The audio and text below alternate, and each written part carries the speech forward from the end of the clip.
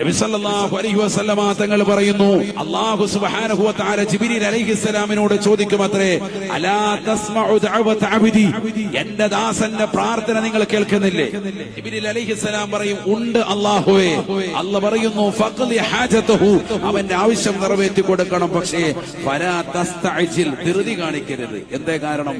ഫഇന്നി ഉഹിബ്ബു അൻ അസ്മഅ സൗത അബ്ദി, എന്റെ അടിമയുടെ ശബ്ദം എനിക്ക് വല്ലാതെ ഇഷ്ടമാണ് അല്ലാഹു പറയും എന്ന് സയ്യിദുനാ റസൂലുള്ളാഹി. ഇന്ന് നമ്മുടെ ഉമ്മത്തിന് പറ്റിയ ഏറ്റവും വലിയ പ്രശ്നം അതാണ്. ഞാൻ ദിക്ർ ചെല്ലുന്നുണ്ട്, ഞാൻ ഖുർആൻ ഓതുന്നുണ്ട്, ഞാൻ അത് ഓതുന്നുണ്ട്, ഞാൻ സലാത്ത് ചെല്ലുന്നുണ്ട്, ഞാൻ വലിയ ആളാണ്, അതാണ് ഇതാണെന്നൊക്കെ കണ്ടിട്ട് എനിക്ക് ദുആയിനൊന്നും ഉത്തരം കിട്ടുന്നില്ലല്ലോ എന്ന് നീ കരുതുന്നുണ്ടെങ്കിൽ നിന്റെ പ്രാർത്ഥന അള്ളാഹ്ക്ക് വലിയ ഇഷ്ടമാണ്, നിന്റെ ശബ്ദം പടച്ചവന് വലിയ ഇഷ്ടപ്പെട്ടിട്ടുണ്ട്, അതുകൊണ്ട് വൈകുന്നതാണ്. ഇത് ഹദീസാണ്.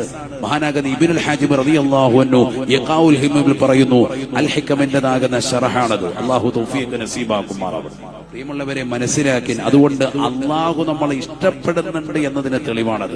ഇഷ്ടപ്പെടുന്നവരെ അള്ളാഹു അല്പം വൈകും, അവിടെ കാര്യങ്ങളൊക്കെ നടക്കുമ്പോ അള്ളാഹു എല്ലാം റാഹത്താക്കി തരും. ചില കാര്യങ്ങൾ ദുനിയാവിൽ ബന്ധിക്കുന്നത് ആഖിറത്തിലേക്ക് വേണ്ടിയിട്ടാണ്. അങ്ങനെയും മനസ്സിലാക്കണം. അള്ളാഹു തൗഫീഖ് നൽകട്ടെ.